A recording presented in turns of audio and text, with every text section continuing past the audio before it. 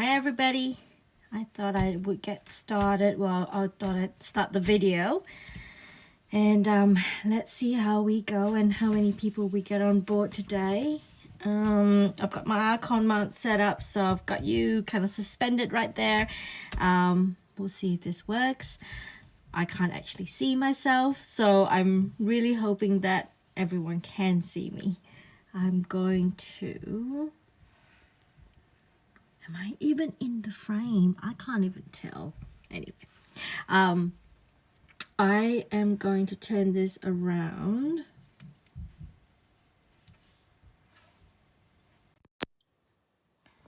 And I am going to lift this into place. I thought today I might try it a little bit different. Oops. Was I live the entire time? I can't tell. My cameras are playing silly buggers. Let's try that.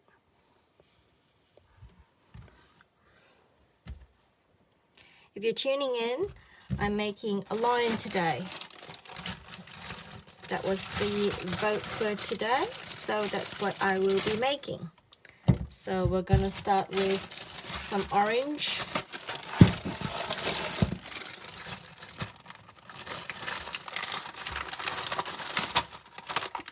And some brown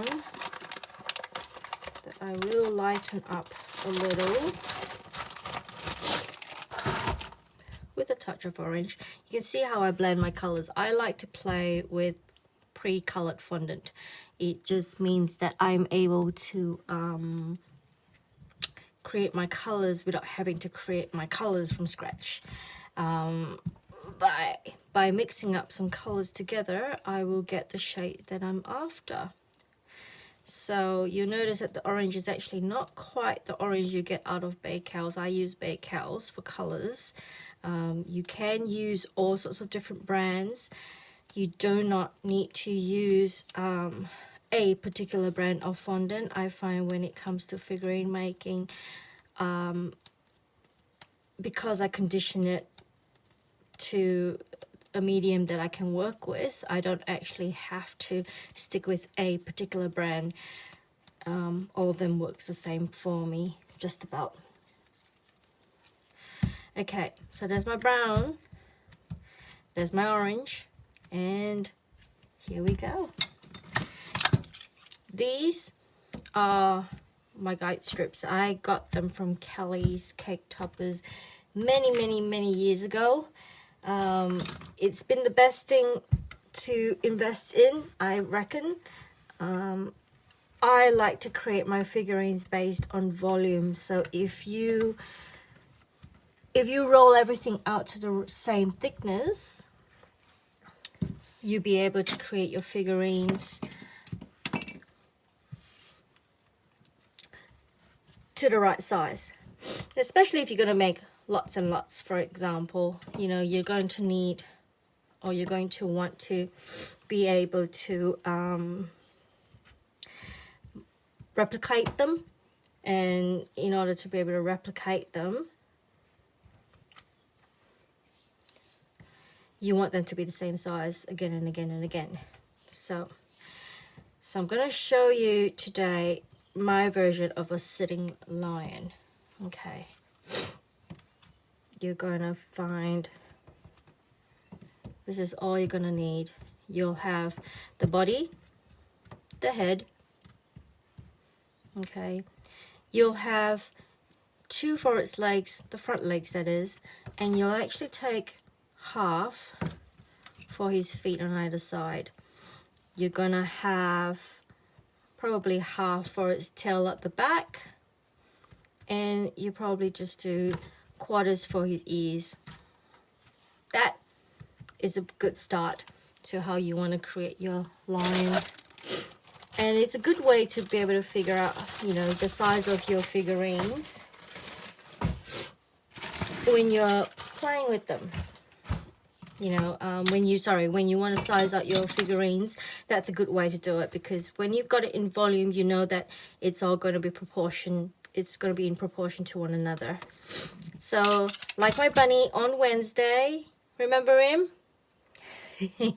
I hope I'm really doing this right, because I have no idea or gauge where it's actually sitting.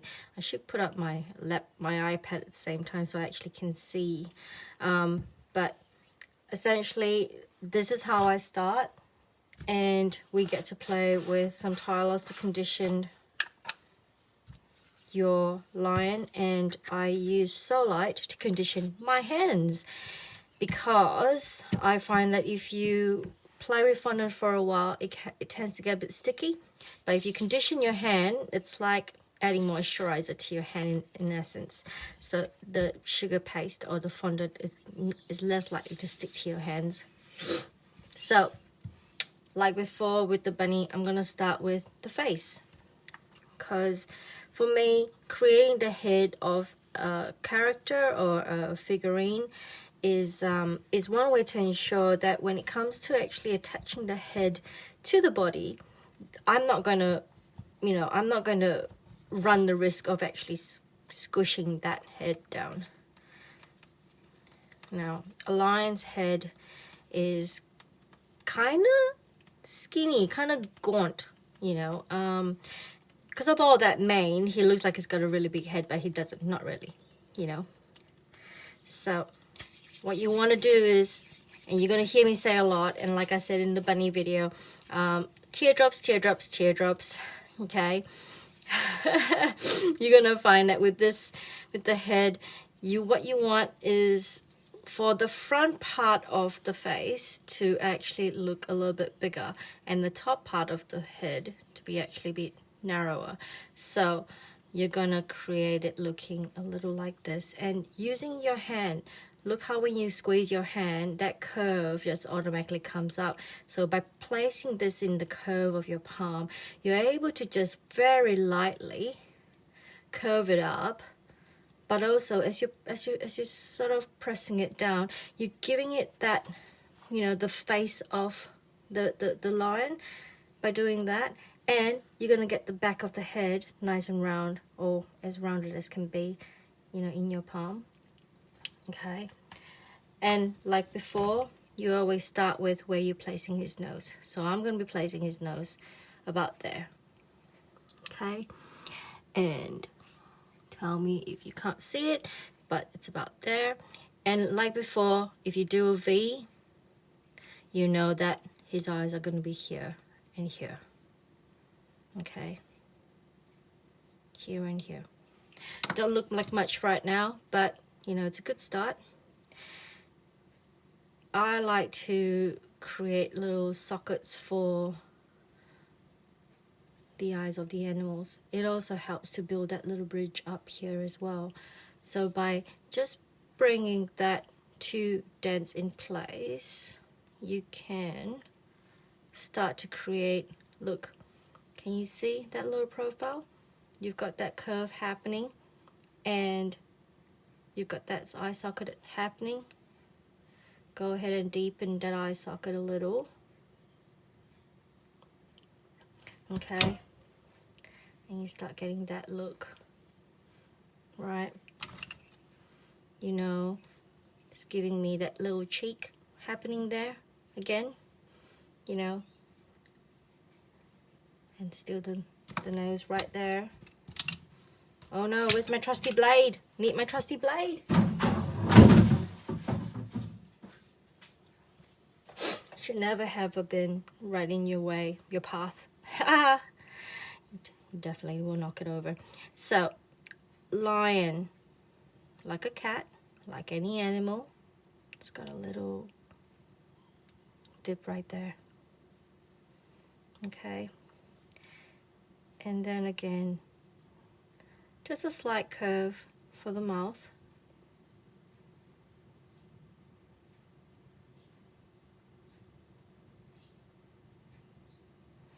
Okay, you've got that happening. You can make him a smiling lion, and you can bring his smile from there to there, and then you can make him look like he's laughing.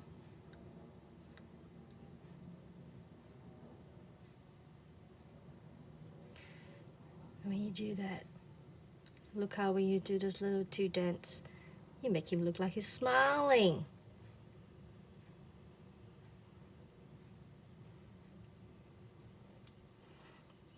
Okay,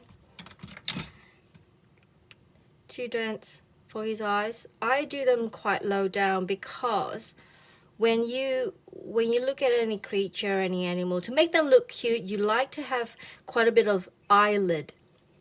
So if you've got if you've got your socket, your eye socket about that wide, you want to put the eyes down the bottom so that there's all that room at the top to make it look like it's eyelid. Makes it look very cute. Okay, so there's the head. And I'll go ahead and pick up again sugar bowls. I love sugar bowls. I don't have to roll out any black fondant of my own. Pick them to look like the right size if possible. Water pan is so handy. Oh, probably a bit too much water there, but it's alright, we can rub it out. And there you go, 2 eyes. They always start looking a little alien until you get to a point where it actually starts looking like what you want it to look like. But with the blade tool, or even just a bowl tool, just push the eyes in place. Okay, nose, you can go black, you can go brown. Lion's nose tend to be a little bit big, so you can make it kind of, you know, a bit more pronounced. Let's try that. And you know what, I make it a little bit bigger than that because we want to kind of capitalize on the fact that he's a lion. So I like to press this into the cavity and actually pull it up a little, and then at the bottom I like to do that on either side of it. I kind of, it's almost like you're trying to do a little triangle to the front of his nose. Yeah, and notice I didn't put any tailors. You can put tailors into the nose to make it nice and firm, because I know now that if I pick this up too soon to play with, I will probably squish that nose out of place because it's a bit too soft. But here's my lion smiling at me. Okay, there's the head. I'll go ahead, oops, I'll go ahead and put them, look what happened to his nose. I'll go ahead and put him to the side, and then we'll get going on the rest of him. Okay, you can spend all day playing with the bits and bobs, because you know, if you're anything like me and you like a bit of perfection, so like, you will find yourself tweaking and tweaking and tweaking it, you know, to get it to look right. And I can tell you what, it can be super time consuming when you start doing that. Okay, so picking out all the excess tailors from before, I will add a bit more because this is his body and I want his body to stay up right. Something I learned a little while ago, or I discovered when I was making chipmunks, would you believe it? I was actually making chipmunks, and you know, Alvin and Theodore and Simon, they the chipmunks, when they stand up on their hinds, there's this the body, the where the legs are meets the body, it's all kind of connected, and then their feet just stick out. So I kind of discovered that was actually a good way to make most of your sitting animals. Then you don't have to add extra. Every time you add fondant to another piece of fondant, you end up making a bigger piece. So, or you're adding volume. So every time you add volume, the character starts looking very fat and very, you know, very heavy. So to keep with, you know, keeping your figurines nice and skinny, you know, if you can work with the same piece of fondant without having to add extra fondant to it, that's probably a good way to go. So there I've actually gone and done my teardrops. So if you have been watching, not just listening to me ramble on, You notice that I just simply took my palms into a bit of a V like that, and I rolled it between my hands to get myself that teardrop shape. To make the body, I like to flatten the front of my body a bit, so that you know that that curve there is the back of the body, and then you've got the front here, which is going to be the front of the body, which helps when you're actually orientating your figurines. Now, this is going to be the fun part. It could be interesting, could be a bit tricky for some, but essentially all I'm doing is I'm trying to pinch or push. Notice how I'm actually pushing. See that happening? I've got that happening there because I've actually just gone and push it there. And I'll do the same on this side as well. So I'm actually pushing to create, this is going to sound so rude, but I'm creating two bowls on the side of my teardrop. and believe you me, the first time I did it, it didn't quite look like an animal's body. It kind of looked like something else. And I'll leave that to your imagination anyway. So here I have where I've created the two bowls on either side of my teardrop by simply just pressing and pushing this into a bit of a rounded, you know, two sides of it. Now, after this, I've actually got to take it to curve a little. So by running my finger down the middle of it, and just helping it curve up some more to pronounce those bowls, you're gonna start seeing yourself with, you know, with how an animal would sit and his hind legs, you know, kind of folded up on the side. So notice now when I've actually got this on the side. Can you see that? Can you see how I've got that happening? Yeah? Okay, so there's my body, and I've got him, I'm going to have him sitting. Yeah, okay, he's going to be sitting right there. And now I'm going to do his front legs, and I'm going to do his feet on either side. So you notice that I've done two halves, right, for his feet. And I am going to just create some teardrops. You're going to be so sick of me saying teardrops by the end of this. Teardrops, teardrops, teardrops. Probably my favorite, most favorite shape of all. Let's get that talus into that. Okay, so I've got my feet. Okay.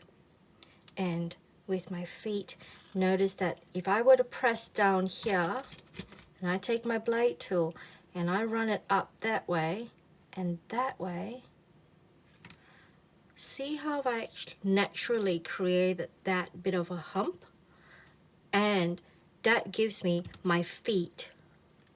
Right, so you can round it off, but no one's really going to see the bottom of it. But you could take it up the top a little bit more to give it a bit more of a pronounced paw, right? And because it is his back feet, I'm just going to go ahead and leave it on the side because we're not going to put them together just yet, because I want to create his front two legs as well, so that we can put them all together and then they'll sit really well together.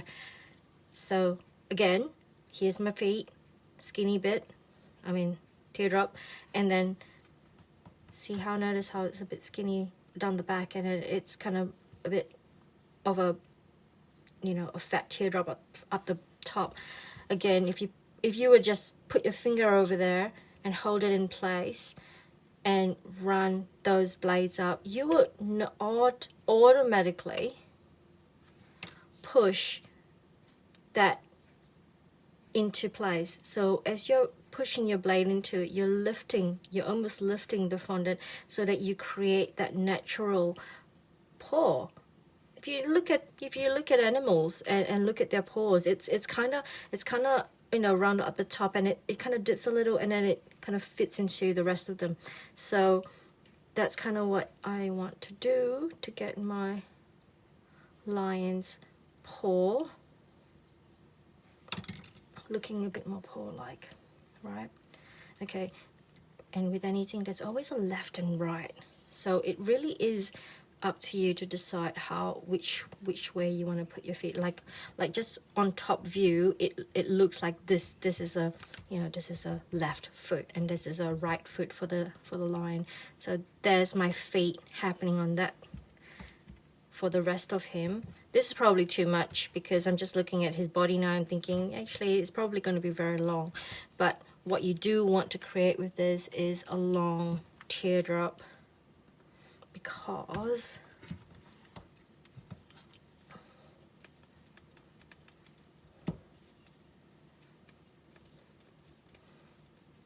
that Solite has saved me from washing my hands again and again. I mean, in this current climate, washing your hands is not a bad idea, but when you're playing with fondant, you know, the number of times you want to wash your hands and dry your hands and then find lint all over your hands and then all over your figurines, it's so frustrating. So having the Solite on hand is so helpful, because you find that it will actually not stick to your hand as much, and it allows you to play for that little bit longer before you do have to wash your hands.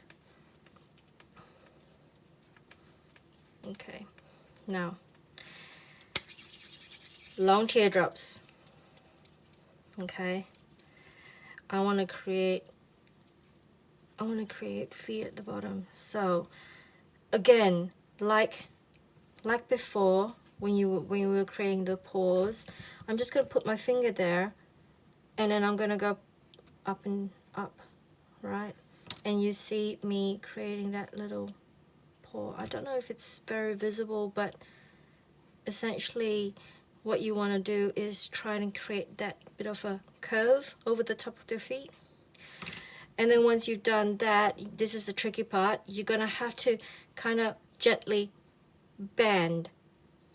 This is hard. This is probably the most, probably the hardest part of the line, to make it look, you know, as natural and as joined together as possible. So you see that I've actually pushed it down, but I've also pushed and then pushed it back, because the back of the paw is also important, because you still want to create that, you know, you want to create that. And notice how that if you were rounding it off, and don't mind me if I'm talking to myself and you're going, what is she going on about?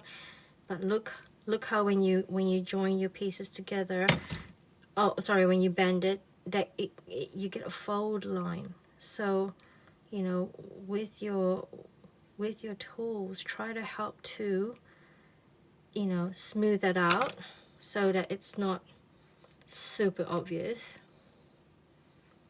and it makes it nice and neat when you do that as well.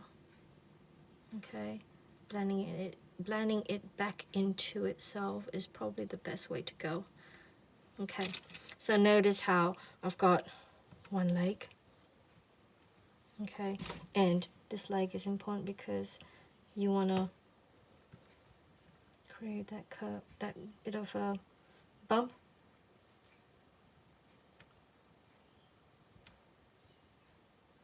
Okay. Oops. A little too excited. Okay. There you go. There's one leg. The other leg. Let's see if I can do this without stuffing it up. Huh? Hi, Stephanie. Oh, I can see messages today. Must be the way I had my camera on yesterday. I couldn't see anybody's messages. Okay, there we go. There's my other leg. Now, I know it doesn't look like much, but you always start with a bit of a fat teardrop, because when you have fat teardrop and then you go to shape it and size it and inevitably size it down. There's a bit more room, a bit more give for you to do that. But if you start with something narrow, then it's kind of hard to not make it even smaller, if that makes any sense. So, and if you were to try and add to it, it's just messy. So it's best to always start just a tad bit bigger, and then be able to then size it. So here's a piece that I previously conditioned and let it sit on my mat. So it's a lot more firmer than the one I just worked with earlier, which means that when I bend this, there's very high chance that I'm going to get cracks through my fondant. And if anyone knows my work, everyone knows that my work is generally quite smooth with very little cracks, and that's how I like it to be, and it all is in the conditioning of your fondant. There you go. So bending it just that little bit and then pushing it back again as well will give it that, you know, look. I know, teardrops, never forget teardrops. That's just too funny. There we go. You know, like, I didn't get to see the playback for the other video until it was finished, because I didn't actually know how it looked. But I thought it didn't look too bad. So, you know, today I changed the position so that hopefully my internet's a bit better, so that the streaming is a bit clearer.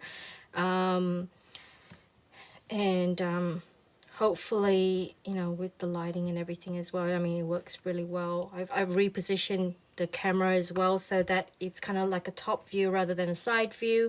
I don't know if that's better. We can always change it next week. But here we are, our 2 feet, right? I know they don't look the same, but that's okay, because quite a bit of it is going to get hidden anyway. But if I go ahead and push them together, you know, I know that that's roughly how it's going to, you know, be. Okay, now a bit of water. Water is your friend, because you don't need sugar glue. You don't need sugar glue until your fondant becomes too dry that it just won't stick on itself. Okay, so that bit of water is going to help it, you know, stick to each other. It will also help it stick to where I need it to go. So here's me putting some water, and that's probably a bit too much water, but it's okay. Here we go. Here we go. Here we go, putting them together. Okay. That's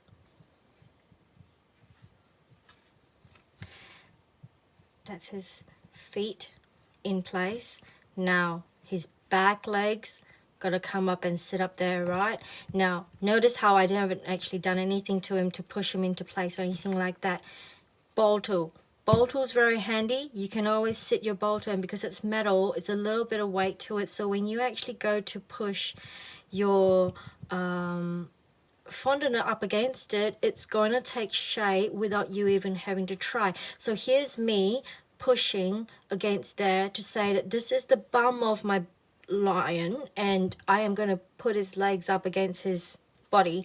And so by doing that, I'm creating that little curve there, right? And that will help me set it up against him without too much effort, right? So I do that for this side as well, because I know that I'm going to do exactly the same. I need to create that little bit of dent so that he will actually sit into his body a bit better. Okay. And you can make that go all the way around curved as well, but because this means that when I go to put him in, look, it's like a jigsaw. You get to fit him into position, and it all comes up looking very like a very natural connection. See that? See how that's connected really well? So I'll go ahead and add a bit of water on either side of his legs, and then I'll go push him into place like that. Okay, and with my tool, I'm just going to tuck it in so it's nice and neat. Okay, you can come back to him when he's just that little bit drier, so he's not too sloppy, or you can go ahead and pick him up and see if you can tuck him in so that he's nice and tight and, you know, attached to his body. Okay, it's so important, all these little fine details, you know, it just makes it look so much better. Okay, there you go. There is your lion's body and feet. And see, I wasn't able to get this crease out from before. It's probably too dry now, but you get that sometimes. Okay, there you are. If you really want to, you can put a bit of water between his feet so that his feet are now attached to each other, and you know there's probably little to no chance, let's take away the excess water, of that falling apart on you, because not only is it connected underneath on either side of his body, he's also connected where his feet are. Okay, this sometimes helps too, adding that touch of water between the seams. It just helps to create a bit of glue. Okay, that's his body. We've got his head. Let's work on his tail. I like to finish his body, then it's done, and I don't have to actually play with him after which. So the one half that I set aside for his tail, I'm gonna make a really long sausage.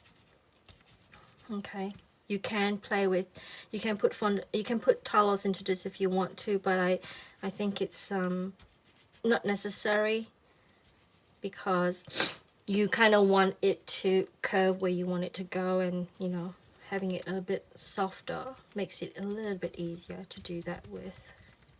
Okay, of course his tail is not that long, but but you want to pick, you know, as even as possible a piece,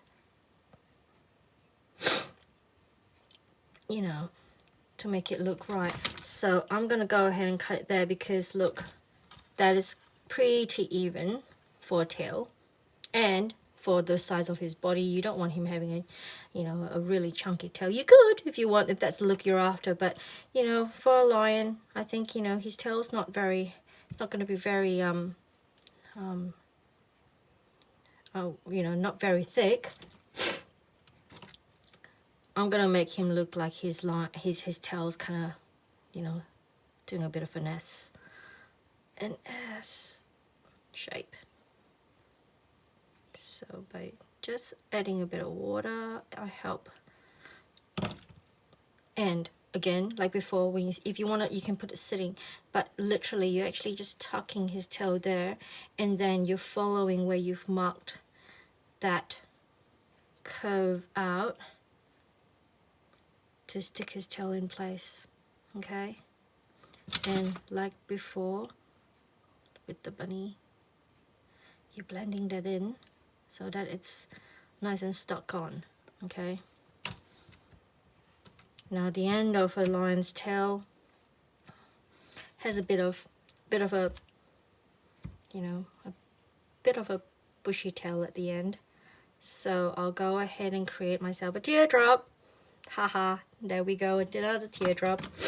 This time, because I'm gonna sit this teardrop over the end of the tail, the end of the tail, I want to create a bit of a cavity for where the end of the tail is gonna sit. So by using my round tool and just create that bit of dent, that allows me to just sit it up against that. Yeah, this means that when I go and brush a bit of water in place, I've got my cavity there ready to sit over the top of that, so it looks like it's all connected without having to squish anything else down. And you know, I will then also go ahead and score it. Okay,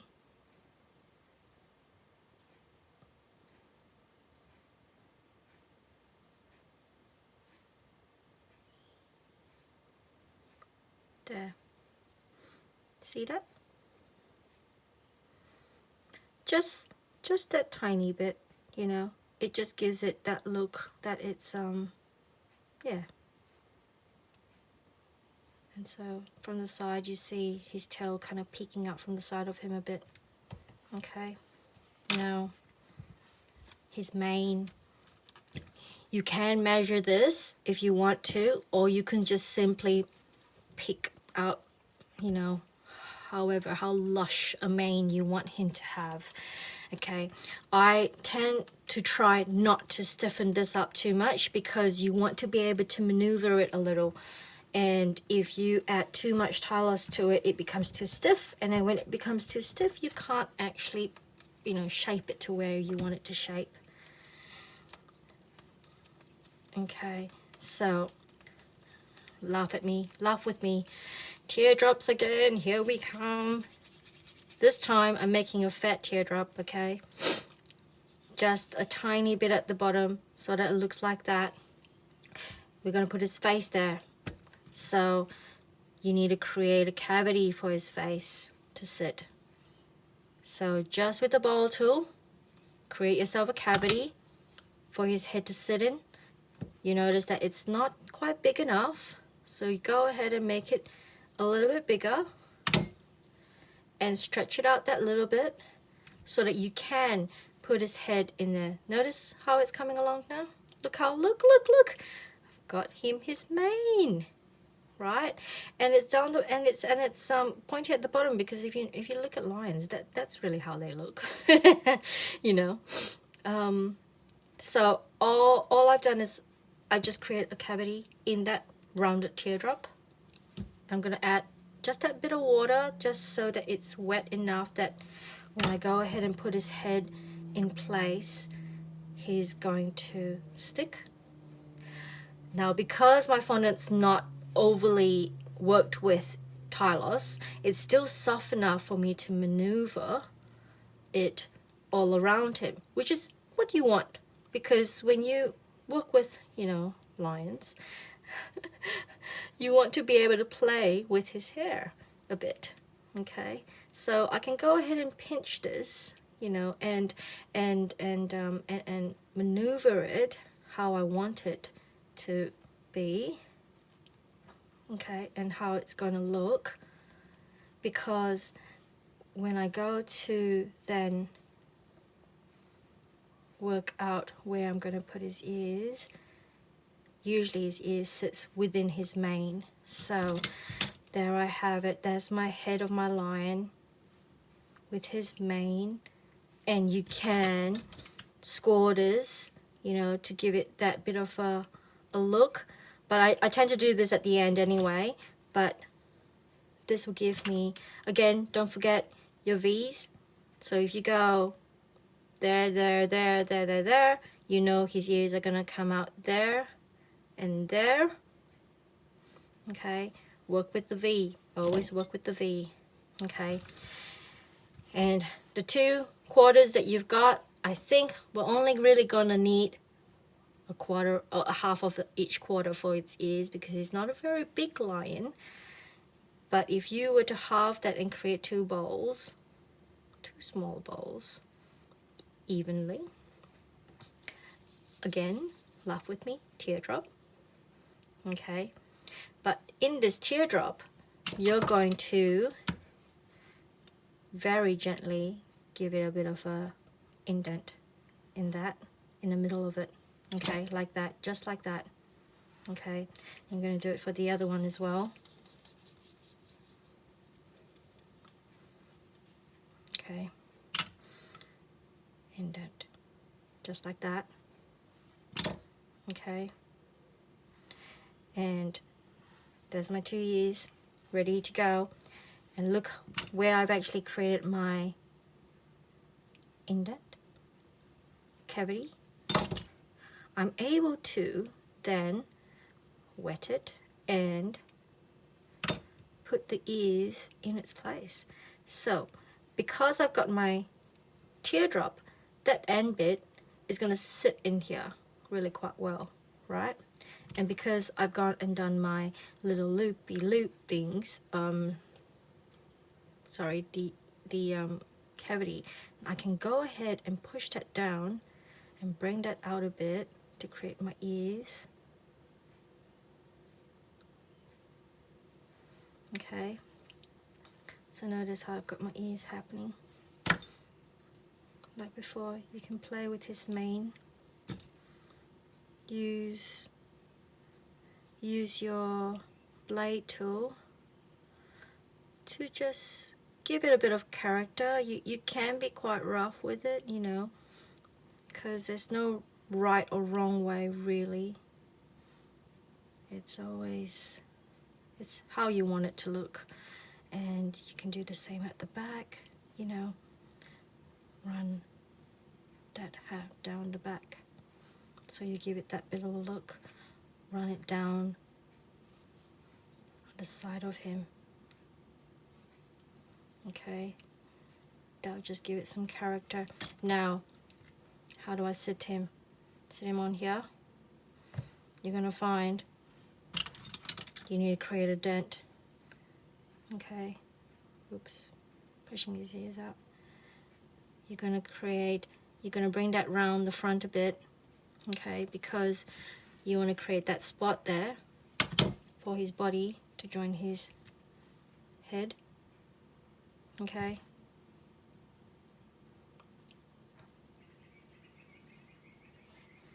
And toothpick.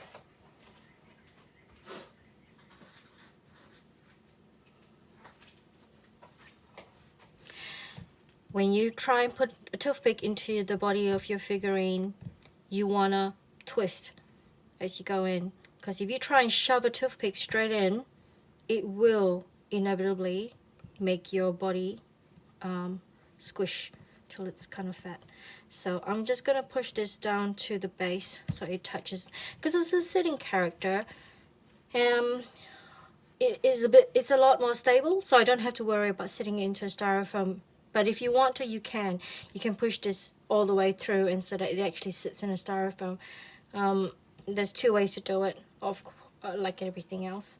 But notice where I said it before and where I'm planning to sit it against. I know that toothpick is gonna meet about halfway up here, which means it won't go through to the back, to the top of his head. So I'll just go through and push it into place. Okay, I will add that bit of water just on the top here. You can add it to the base of the line if you want to. That can help too. And I will go ahead and push that into place.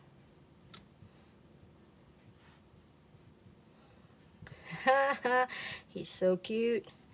Okay, and then go back and, you know, just tidy up where you think you need to tidy up. But here's my little lion, and you can play, like I said, with the mane, you know, make it a little bit more like it's got a bit more flow in his hair, and really and there you have it. There lies a lion.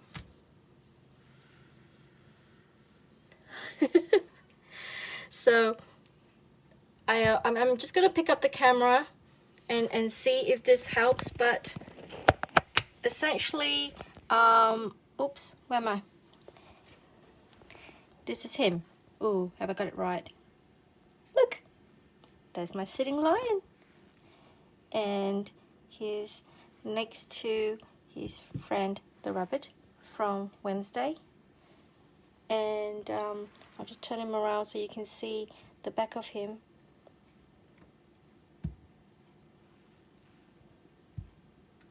Okay, and there you have it. There's your lion.